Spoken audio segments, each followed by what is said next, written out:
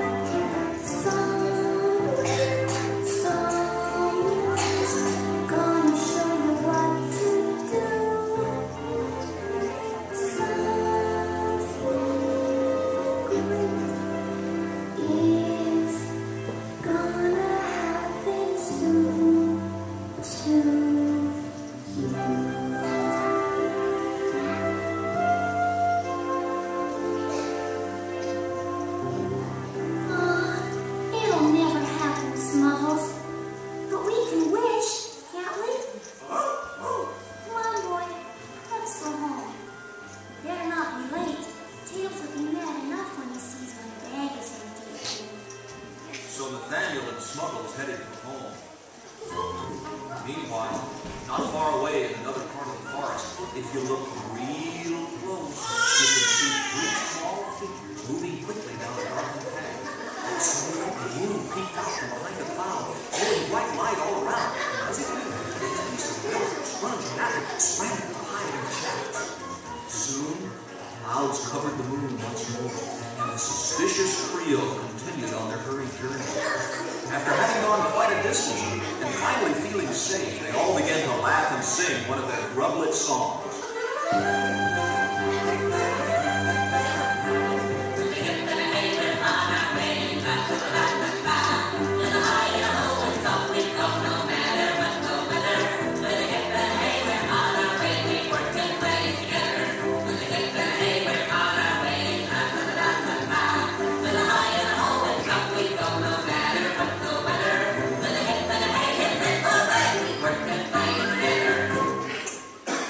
But their merriment was cut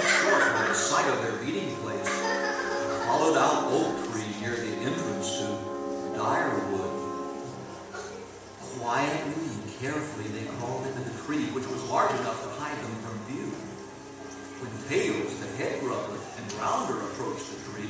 They stopped abruptly. Hiding themselves, they listened for a moment. They could hear the other grublets arguing. Well, Belcher, do you think they wait for us?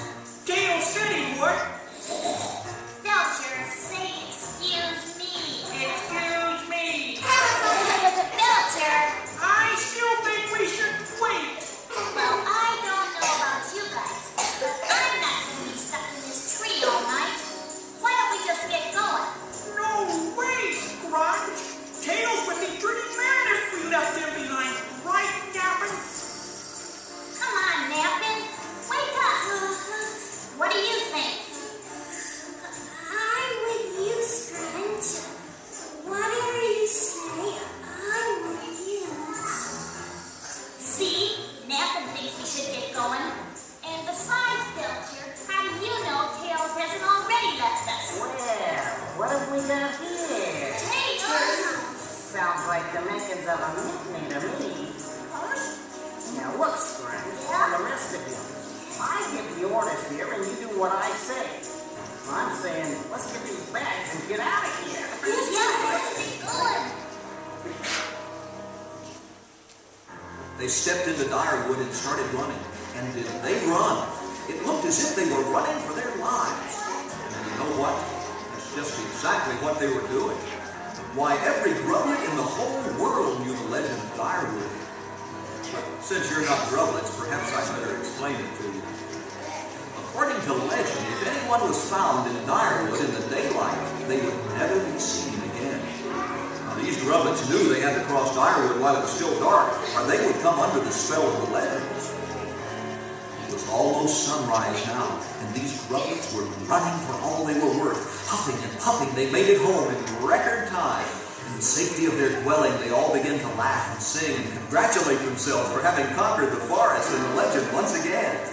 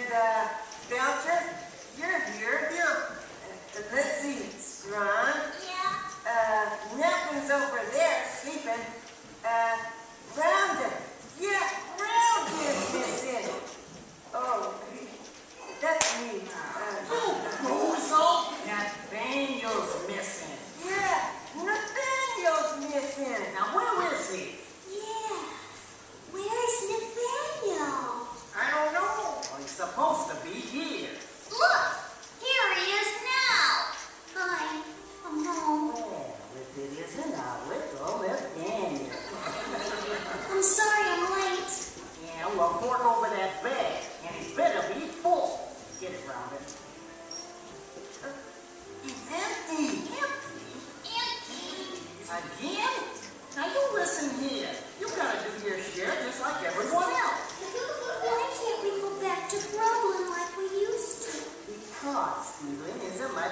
way to make a living, that's why. But I don't think it's right to steal.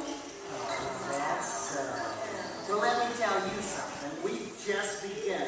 And we're going to hit the town again tonight for bigger and better things. Now, are you with us or not? No, I don't want to. I'm through asking, Nathaniel. Now I'm telling you. Listen here. So you want to be an honest grublet?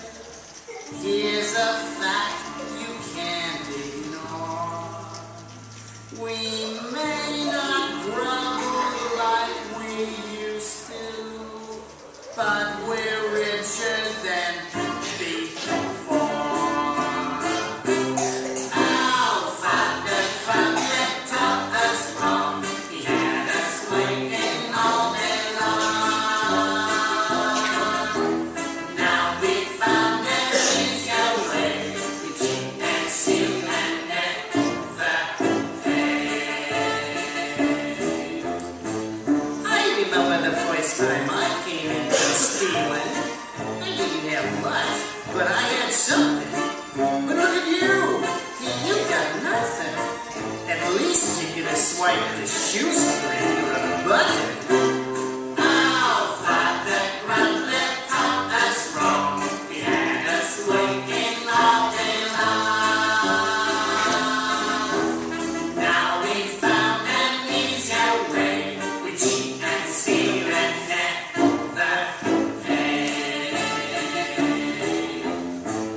I started like you, but I worked my way down. And now I'm the low-downest grumbler around. But look at all these other guys. They look down to me. Now ain't that exactly like you want to be? Alpha, the grublet taught us wrong. He had us waiting all day long. Now we found an easier way. We cheat and steal and never pay. Grublet's bag is never empty. If it's empty, you will see just how low down, mean and nasty brother grublets we can be.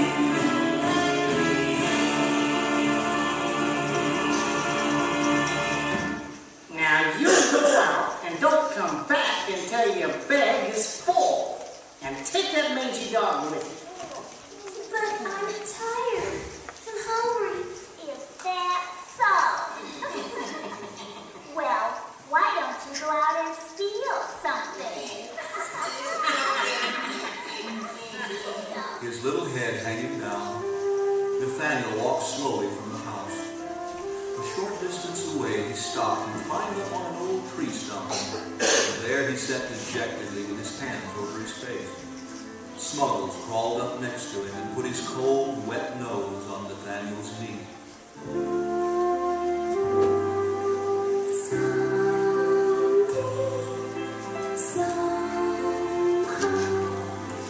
Things will come and change, I know. Keep on smiling.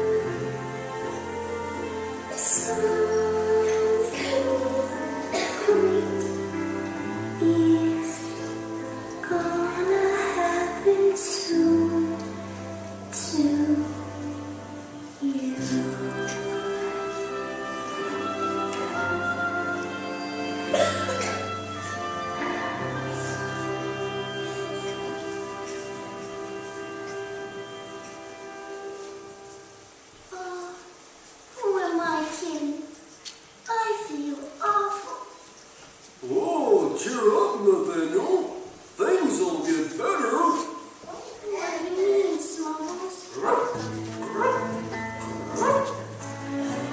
the going gets rough and I'm feeling kinda down, if I'm all alone and there's no one else around, if I lose a friend or two, I start to feel blue. But this is what I've learned to do. I don't run, I don't mind, I just do what is right. I keep my back in my tail, I keep my nose on the trail. If I'm running along, if I'm marking my song, then I don't have to howl the blues no more. If they treat me mean when I deserve a pat in the head, I'll have my supper rolls at the end, it's time to be dead. And I'm licking my chops, and I'm turning flip-flops. I just remember what my daddy dog said. He said, I don't run, I don't mind, I just do what is right. I keep my back in my tail, I keep my nose on the trail. If I'm running along, if I'm marking my song, then I don't have to howl the blues anymore. Oh, I don't run, I don't mind, I just do what is right. I keep my back in my tail, I keep my nose on the trail. If I'm running along, if I'm marking my song, then I don't have to howl the blues anymore. I don't know how to howl the blues. I don't know. Smiles, that's all right for you, but I don't know what to do. You're a good friend, and I know you're just trying to cheer me up. I need to make up my own mind. If I don't steal, they'll be mad at me. And if I do steal, Feeling confused and lonely, Nathaniel got up and shuffled down the road, his little head still hanging low. He walked for a while before he realized where he was. When he looked, he saw the sun fully visible above the mountaintops and found himself in Direwood. oh no, Direwood!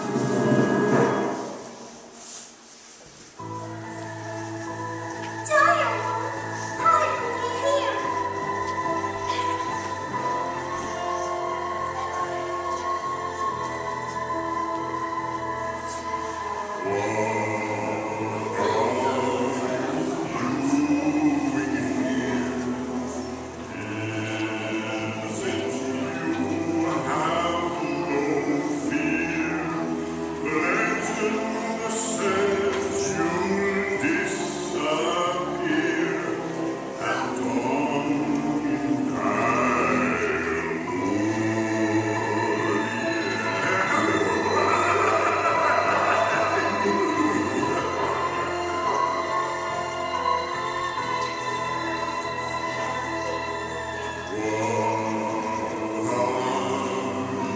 It seemed to come from within himself.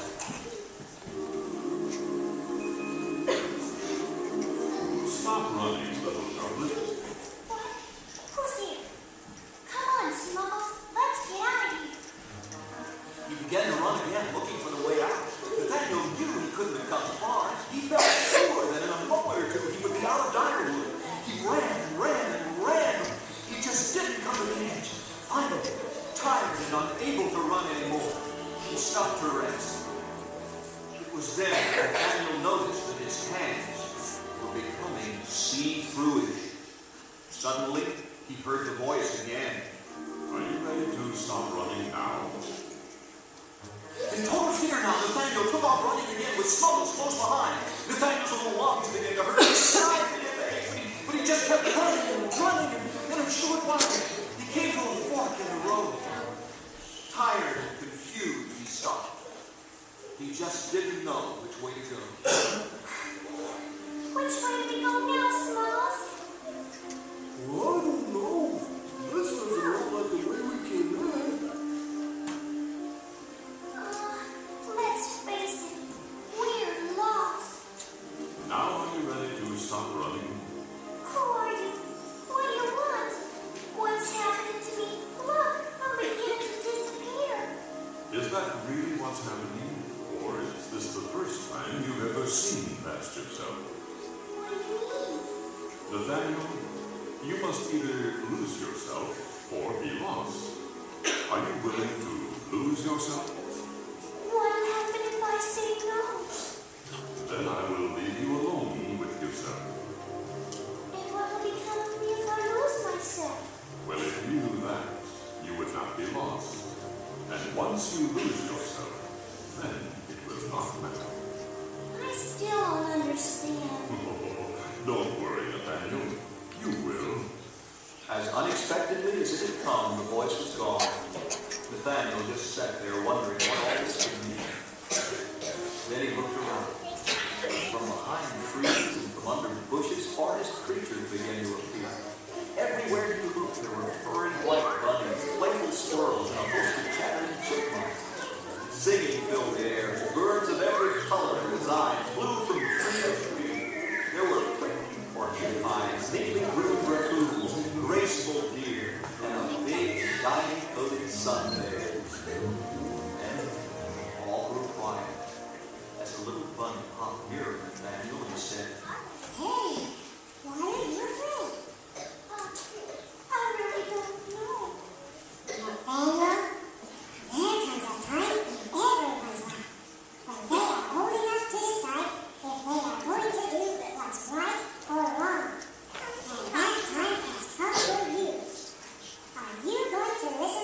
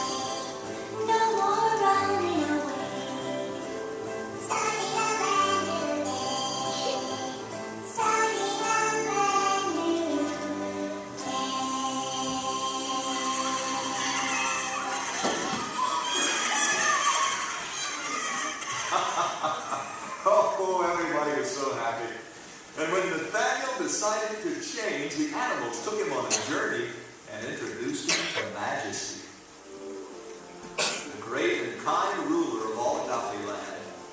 And after that encounter, he was never, ever the same again.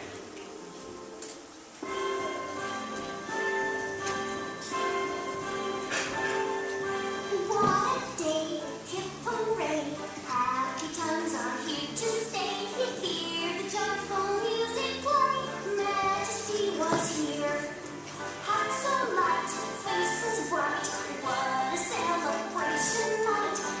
Isn't this a splendid sight? Majesty was here. All the bells are ringing, ding-a-ling the dawn. All the world together sings a happy song. What a day, happy times are here to stay. The joyful music play, Majesty was here. All the bells are ringing, all the world together sings a happy song. What a day, hooray, happy times are here to stay. Hear the joyful music play, Majesty was here. Oh, I'm so happy. I can't wait to tell the other publics.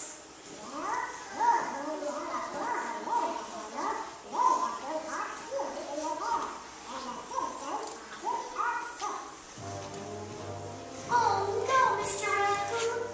I tried to stop them. They wouldn't listen to me. What'll I do? I've got to do something. Oh no. Can you help me? Sure. Me too. Let's get going.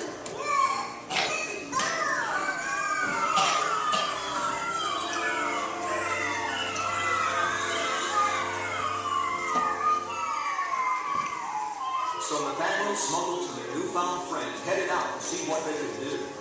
When they arrived at the town's edge, they saw the Grumblers all tied together with a big, thick rope. They were surrounded by many of the villagers and their distinguished-looking maids.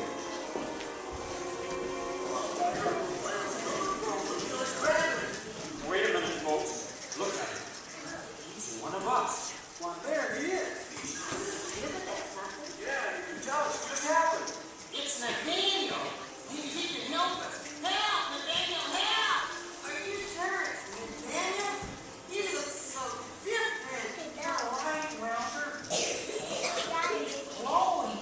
Hey there, little brother. What can I do for you? I've heard my friends are in trouble, Mr. Mayor. What is it they've done? We caught them stealing from the townspeople. And you know what a crime that is. Why, that's never happened in this village before. Tails, now look what you've got yourself into. Nathaniel, help us, please. I don't know if I can. Mr. Mayor, sir, what'll happen to them if they promise never to steal again? That depends. What makes you think they won't steal? Maybe this time they've learned their lesson. Oh, we have. We're through. We'll never steal again. Back to Brooklyn for us, right, boys? Yeah, what's around? It's not good enough to just say you'll change, Tails. You have to prove it. You promised to bring back everything you stole? Everything.